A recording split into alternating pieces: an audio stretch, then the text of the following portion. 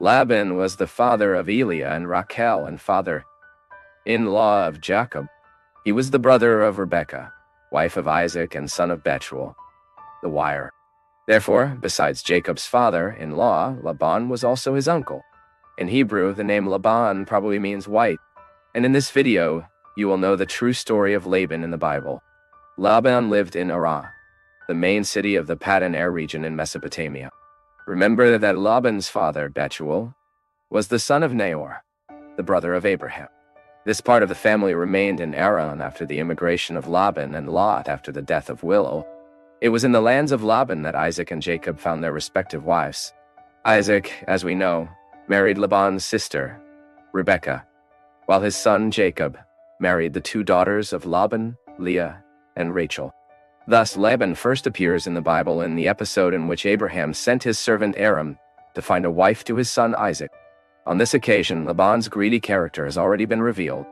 The biblical text shows that he was very impressed and interested in the valuable gifts that the patriarch's servant carried. Then quickly, Laban agreed and encouraged the marriage, as we read in Genesis chapter 24. Long after, Jacob left for Laban's house, fleeing his brother Esau's wrath, and also with the aim of finding a wife inside of your family. There he met Rachel, whom he soon fell in love with, and wishing to marry the girl, Jacob signed an agreement with Laban in which he would be employed for 7 years in the care of his flocks. In return, he would receive the right to marry Rachel, as we read in Genesis chapter 29. But Laban tried to deceive Jacob, giving him as his wife his eldest daughter, Leah, instead of Rachel. When Jacob realized that he had been deceived by Laban, he asked him for explanations. Laban then claimed that in those lands, the youngest daughter could not marry before her eldest daughter. So a new job agreement was made. Jacob agreed to work another 7 years so he could marry Rachel. Of course, in this episode, Laban was very cunning and deceiving. Scholars even argue about the veracity of the tradition alleged by Laban. This is because when Laban made the first agreement with Jacob for Rachel's marriage, at no time did he warn him that the agreement was not fulfilled.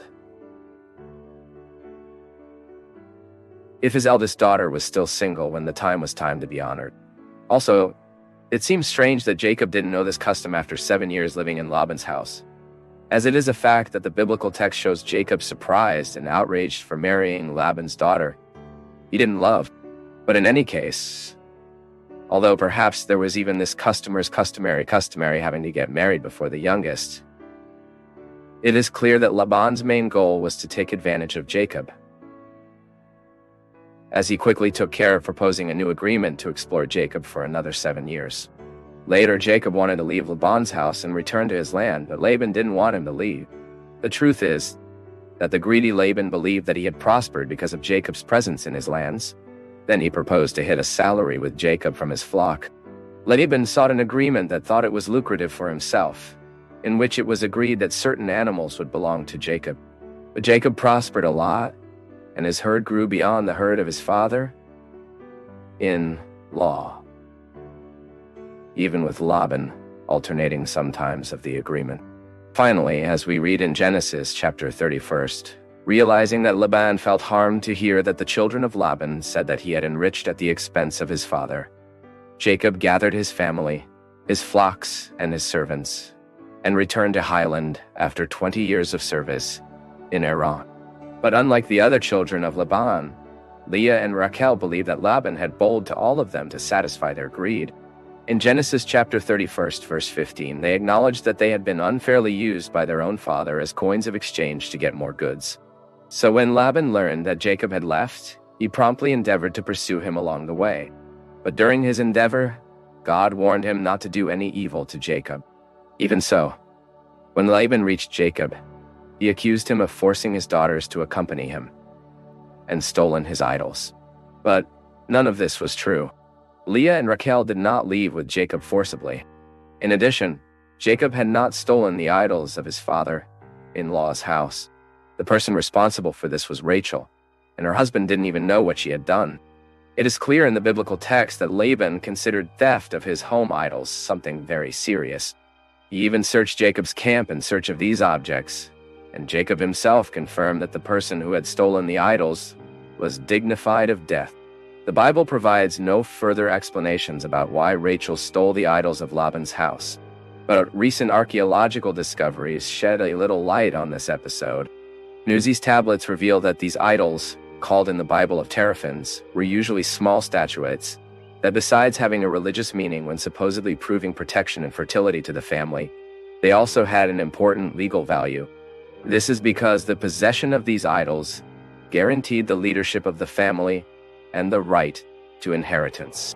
Then, by stealing the idols of Laban, it is possible that Rachel tried to ensure the claim of inheritance and care that her husband was recognized as leader of the Laban clan. And having this context as a background, it is easier to understand Laban's discontent and the subsequent alliance established between him and Jacob to preserve peace and mutual respect between them. But it is also worth mentioning that, despite this legal meaning did not exclude the fact that those idols were a form of idolatry. Even later, as we read in the first verses of chapter 35 of the book of Genesis, before climbing Bethel, Jacob ordered all those who accompanied him had to get rid of the strange gods. After establishing the alliance with Jacob, Laban consented to his definitive and peaceful departure. And after this episode, Laban no longer appears in the biblical text, so that the Bible no longer brings any information or details about the end of his life. So we don't know how long he lived, let alone how Laban died. What we really know is that, in short, the story of Laban in the Bible reveals that he was a man of duplicity. He was cunning and biased to greed. He also recognized the power of the God of Abraham, Isaac, and Jacob.